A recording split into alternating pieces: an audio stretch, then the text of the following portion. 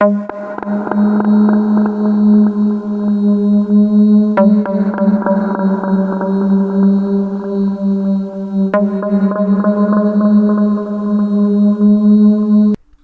was a criminal into all sorts of criminal activity. He was in court for so many different crimes. He spent 10 years in prison, but since he was released, he didn't get reformed. He just got better at not being caught for whatever crimes he committed. During his last court appearance, the judge had told him that if he keeps getting arrested, he will be put into prison for good. One night, Jack was trying to rob a bank, but then it went horribly wrong, and he ended up shooting a police officer. He knew it was the death penalty for capital punishment. While he was waiting on death row, there were several groups against the death penalty and wanting to ban it outright. He sat in prison writing and writing about his feelings, trying to pass the time. He had no access to the internet or newspapers, but still found out about the groups that were pushing for the death penalty to be banned. It was a prison warden on death row told him the first day it was finalized, he would not be getting the death penalty. He would not be sentenced to death. He was relieved, but then felt even sicker, knowing he would be locked up in a prison for years and years until he finally died. He wondered how he would stay sane. To his surprise, one day, a man in a suit opened his cell and said to him, "Hello, Jack. My name is Terry. I am the head of New Beginnings. I am the leader of the group that has successfully banned the death penalty.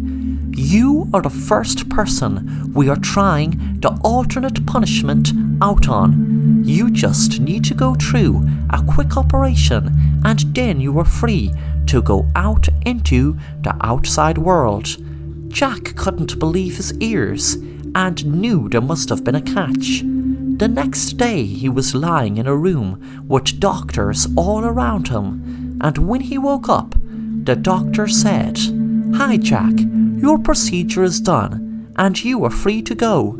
Jack asked what was the catch, and they told him, "You will see, but don't worry Jack, you won't be hurt and you won't ever get locked up again." When Jack left the room, none of the officers acknowledged him or said goodbye or good luck.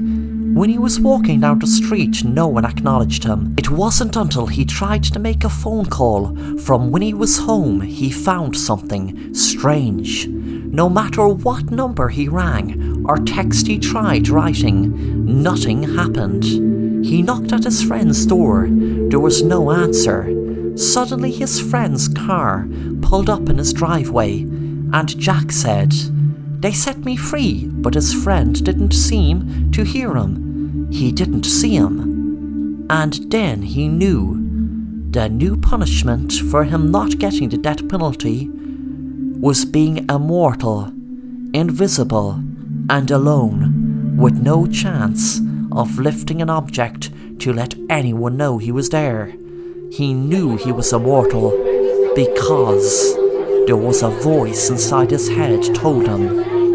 But that voice told him that now that he knows he will be alone, it also told him no matter what he lifts, he will think he lifted it.